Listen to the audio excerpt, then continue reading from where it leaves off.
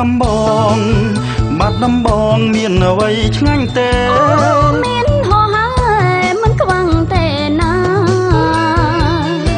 តើមានអ្វីខ្លាំងកែកននិថាសូមមេត្តារៀបរាប់ប្រាប់ផងសូមចាំស្ដាប់ខ្ញុំរៀបរាប់ប្រាំបងសូមចាំស្ដាប់ខ្ញុំរៀបរាប់ប្រាំបងអរគុណនួនល្អងបងចាំស្ដាប់ហើយបាត់ដំបងមានសំបែបយ៉ាងមានម៉ាក់ប្រេងម៉ាក់ប្រាំងដងខ្ទិញនិងស្វាយខ្ទិញ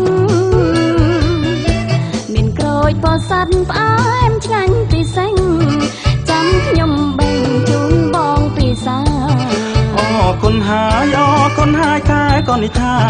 អរគុណហើយអរគុណហើយកែកនិថាញ៉ាំពីអ្នកណា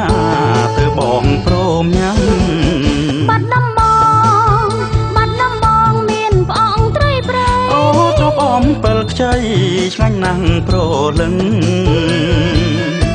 លក់នៅឯណាអូនៅឯភូមិស្នឹងអញ្ចឹងយើងនាំគ្នាទៅ